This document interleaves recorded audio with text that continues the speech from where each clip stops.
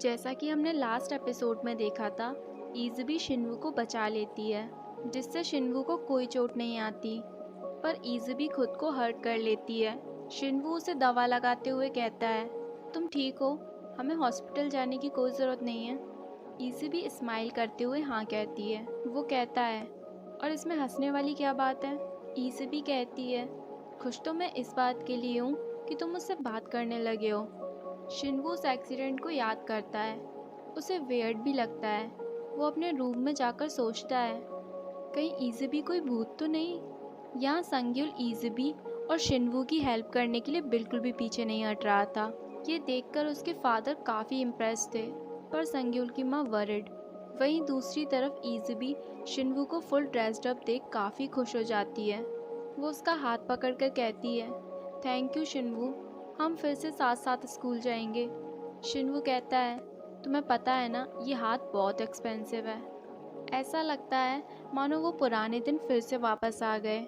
यहाँ स्कूल में वो लड़का ली से कहता है, मैं सबको बता दूंगा कि ये सब मैंने ही किया है। वो कहती है, क्या तुम उन बदमाशों से नहीं डरते?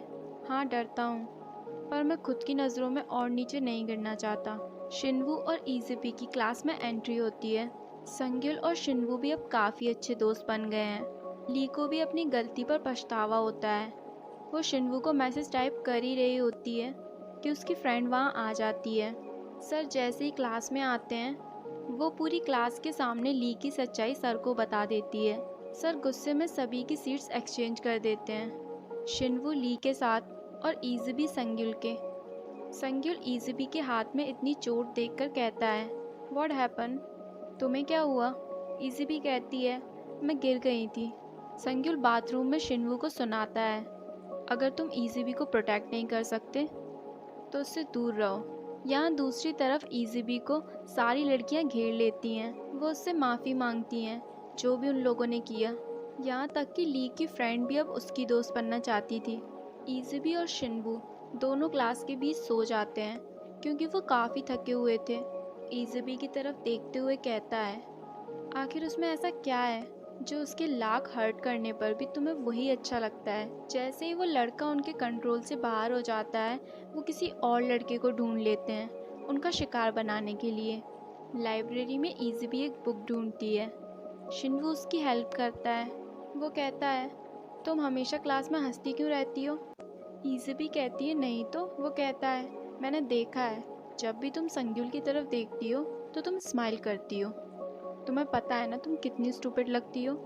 इज़ुबी हंसती है और कहती है, मुझे पता है तुम जेलस फील कर रहे हो। शिन्वू कहता है, ऐसा कुछ नहीं है। दोनों बातें ही कर रहे होते हैं कि ऊपर से सारी बुक्स हिलने लग जाती हैं। इज़ुबी उसे एक बार फिर बचा लेती है और लाइब्रेरी से बाहर चली जाती है, क्योंकि उसे कहीं ना कहीं पता था कि इसके पीछे एंजल का हाथ हो सकता है। वो एंजल के पास जाती है और कहती है, कल वो पॉट तुमने ही शिन्वू के ऊपर गिराया था, है ना? एंजल कहते हैं, हाँ मैंने गिराया। क्या तुम्हें अपनी हालत पर भी तरस नहीं आता? तुम उसे बचाने के लिए खुद हर्ट हो रही हो। वो गुस्से में कहती है, एंजल को ह्यूमंस की लाइफ बचाना चाहिए, ना कि उन्हें हर्ट करना चाहिए। शिन्वू उन दोनों के बीच हुई बातों को सुन लेता है। एक बार फिर लाइब्रेरी की तरफ भागता है और वही बुक उठाता है जो इज़ुबी ढूंढ रही थी। उसे इज़ुबी के साथ अपनी फर्स्ट मीटिंग याद आती है, जब वो स्कूल की छत से गिरा था और इज़ुबी ने उसे बचा लिया था। जब भी उसे फैमिली के बारे में पूछा गया, वो आसमान की तरफ देखती थी और वो उस बुक की एक लाइन पढ़ता है, जैसे ही एंजल की आइडेंटिटी सामने आ जाती है, they will have to return. Shinwoo कहता है, मुझे इस बात को छुपा के रखना पड़ेगा, मुझे इस बारे में कुछ नहीं पता। वही आदमी एक बार फिर शिन्वू के सामने आ जाता है और उसे एक एडवाइस देकर जाता है, तुम्हारी चुप्पी तुम्हारे प्यार को बचा सकती है। इस बार तो हद हो जाती है। वो आखिरकार उस एंजल को बता ही देते हैं कि मैं वो फर्स्ट एंजल हूँ जो ह्यूमन में बदला है। वो एंजल उनसे माफ़ी मांगता है और कहता है, मैं आपको पहचान नहीं पाया, तुम इज़ुबी की आइडेंटिटी रिवील करना चाहते हो, क्या ये अनफेयर नहीं है? क्या तुम उसे मिस करते हो? वो कहता है, मैं एक एंजल हूँ और एंजल किसी को मिस नहीं करते। वो कहते हैं, क्या तुम्हें गुस्सा आ रहा है? You are sad, you are jealous and you miss someone. ये सारे इमोशन तो एक ह्यूमन के हैं। वो उस एंजल को अपना फोरहेड रिवील करने को कहते हैं और कहते हैं, मैं अब तुम्हें हिट करूँगा और अगर तुमने आंखें झपकाई तो फिर से मारूंगा। वो एक रबर को खींचते हैं और उसकी ओर निशाना साधते हैं, पर इवेंचुअली वो खुद को ही चोट पहुंचा लेते हैं और कहते हैं, क्या तुम्हें ये रेडनेस दिख रही है? ये तुम्हारा दर्द था जो मैंने ले लिया। Best ever explanation of love. पूरी क्लास ईजीबी की दोस्त बन गई थी, पर ली को सब इग्नोर कर रहे थे। सर क्लास में आते हैं और टेस्ट की रिजल्ट शीट बांटते हैं। सेकंड नंबर पे संग्युल आता है। पूरी क्लास चौंक जाती है। सब सोच में पड़ जाते हैं कि आखिरकार फर्स्ट कौन आया होगा। सर जैसे ही ईजीबी का नाम लेते हैं, सारी क्लास चौंक जाती है। हालांकि इस बात से अब शिन्वू को ज़्यादा शौक नहीं होगा। शिन्वू घर आकर ईजीबी से कहता है, अब हम जी तोड़ मेहनत करेंगे और अपने इस रेस्टोरेंट को पाकर ही रहेंगे।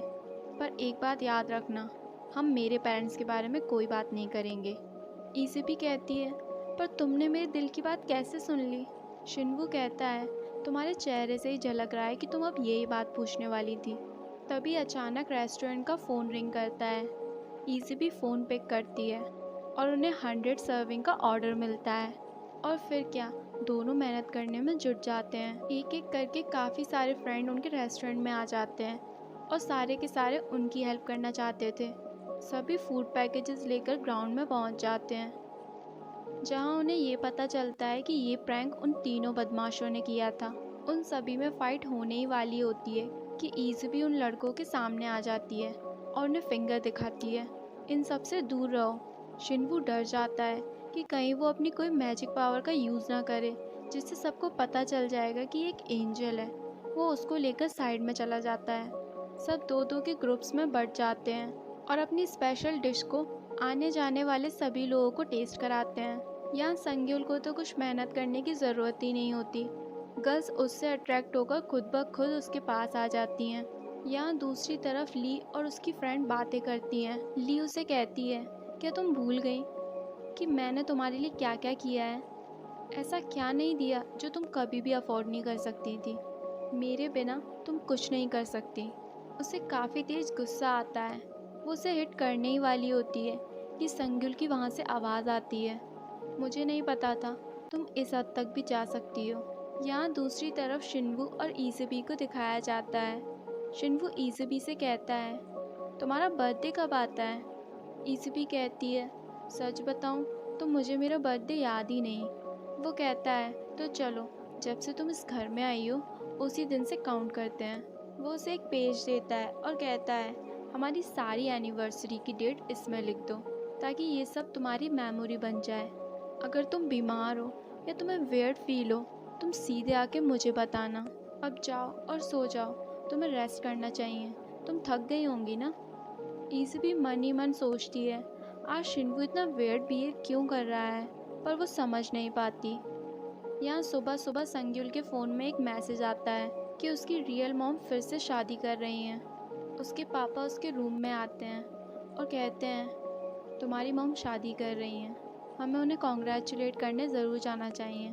संग्युल उन पर भड़क जाता है और कहता है, मैं आपकी जैसी ज़िंदगी नहीं जी सकता, और वहाँ से चला जाता है।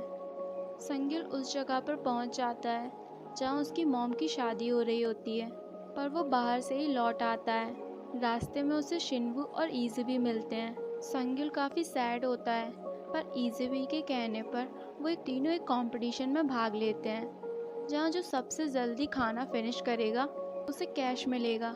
बड़े बड़े धुरंधर वहाँ आए होते हैं, पर ईज़बी सबको हराकर जीत जाती है। तीनों रेस्टोरेंट वापस आ जाते हैं। ईज़बी तो काफ़ी खुश होती है, वो अपने फ्रेश नोटों को गिन रही होती है। शिन्वू वो कंपटीशन तो नहीं जीत पाता, पर संग्युल का टिफ़िन भर भर कर खाता है। वो संग्युल की मॉम की काफ़ी तारीफ़ करता है। वो कहता है, तुम कितने लकी हो, तुम्हें ऐसा खाना रोज़ मिलता है। नाइट में शिन्वू और संग्युल एक ही रूम में होते हैं। शिन्वू कहता है, मैं तुम्हें अपना बेड दे रहा हूँ क्योंकि तुम यहाँ एक मेहमान की तरह हो। शिन्वू पूछता है, वैसे तुम घर छोड़कर क्यों आ गए? क्या तुमने अपने पेरेंट्स को कॉल किया? संग्युल कहता है, मेरे डैड या मेरे स्टेप डैड, माई मॉम और मैं स्टेप मदर, मैं तो सोच में ही पड़ गया हूँ कि मुझे किसे कांटेक्ट करना चाहिए। शिन्वू कहता है, क्या तुम्हारे पास इतने माँ बाप है? I have none. शिन्वू उसे अपना फ़ोन देते हुए कहता है, उन्हें अभी कॉल करो वरना यहाँ से जाओ। संग्युल उसे डीप वॉइस में कहता है, लेट मी बी, उन्हें मेरा वेट करने दो। मैंने हमेशा से वेट किया है। आज मेरी माँ ने दूसरी शादी कर ली। प्लीज़ तुम लाइट्स ऑफ कर दो। यहाँ हमारा शिन्वू एक अच्छे बच्चे की तरह संग्युल के डैड के पास जाता है और संग्युल का टिफ़िन वापस करते हुए कहता है, संग्युल आज मेरे घर पे रुक रहा है तो आप उसकी चिंता बिल्कुल मत करना। और खाना वाकई में बहुत अच्छा था। यहाँ घर में संग्युल की तबीयत कुछ बिगड़ जाती है। ईज़ भी बिल्कुल ग्रैंड माँ की तरह पुराने नुस्खे आजमा कर उसके दर्द को कम करती है। संग्युल आज पूरी हिम्मत करके ईज़बी को कहता है, जब मैं हर्ट होता हूँ तब तुम मेरी तरफ देखती हो। तुम्हें पता है मैं आज तक अपनी माँ का वेट कर रहा था, ये पता होने के बावजूद भी कि वो लौट कर नहीं आएंगी। I am very good at waiting. ईज़बी उठकर खड़ी हो जाती है। संग्युल उसका हाथ पकड़ लेता है और अपने प्यार का इजहार करता है। ईज़बी रेस्टोरेंट के बाहर आ जाती है और शिन्वू का वेट करती है। शिन्वू ईज़बी की शक्ल देखकर ही पहचान जाता है, कुछ तो ज़रूर हुआ है। नेक्स्ट मॉर्निंग शिन्वू और संग्युल को एक साथ सोते हुए दिखाया जाता है। दोनों की जैसे ही आंखें खुलती हैं, दोनों चिल्लाने लग जाते हैं। दोनों आमने सामने होते हैं। शिन्वू कहता है, मैंने तुम्हें सोने के लिए अपना बेड दिया था, अपनी बॉडी नहीं। वही संग्युल कहता है, क्या तुमने मुझे बेड से गिराया? ईज़बी कहती है, कल रात को कुछ हुआ क्या? वो संग्युल को टोटली इग्नोर करती है। शिन्वू कहता है, कुछ हुआ क्या? ईज़बी बात बदलने के लिए कहती है, तुम दोनों साथ में कितने अच्छे लगते हो। ईज़बी कहती है, आज छुट्टी है तो चलो हम कहीं घूमने चलते हैं। मैं एक जगह जानती हूँ जहाँ मैं जाना चाहती थी। और नेक्स्ट सीन में सभी को स्टीम हाउस में दिखाया जाता है। शिन्वू कपड़े बदलते समय अपने नेकलेस को भी उतार के रख देता है। संग्युल कहता है, क्या ये तुम्हारे लिए इतना इम्पोर्टेंट है? वो कहता है, अगर मैं तुम्हें अपना सब कुछ भी दे दूँ पर ये नेकलेस और ईज़बी को कभी नहीं दे पाऊँगा। तीनों बैठकर बातें ही कर रहे होते हैं कि संग्युल के मॉम और डैड आ जाते हैं, जहाँ फर्स्ट बार ईज़बी और शिन्वू को ये पता चलता है कि उनकी टीचर ही संग्युल की स्टेप मॉम है। संग्युल अपने मॉम डैड के साथ होता है और ईज़बी उसे दूर से देखती है। वो शिन्वू से कहती है, कितना अच्छा है ना, हमारी टीचर संग्युल की मॉम है। वैसे उसने ये बात हमसे क्यों छुपाई? ईज़बी इमोशनल हो जाती है और कहती है, I think it's great to have a family. वो कहता है, ये तो फैमिली पर डिपेंड करता है। तुम्हारे फादर ने तुम्हें अभी तक कॉल नहीं किया ना? शिन्वू कहता है, मेरे कोई डैड नहीं है और ना ही कोई मॉम। शिन्वू ईज़बी से कहता है, क्या तुम मुझसे कुछ कहना चाहती हो? वो कहती है, मुझे तुम्हें कुछ बताना है। मैं जो भी कहूँगी तुम उस पर विश्वास करोगे ना? शिन्वू अपनी बबल गम ब्लो करता है और उसे किस कर देता है। और इसी के साथ हमारा ये एपिसोड यहीं पर ख़त्म हो जाता है।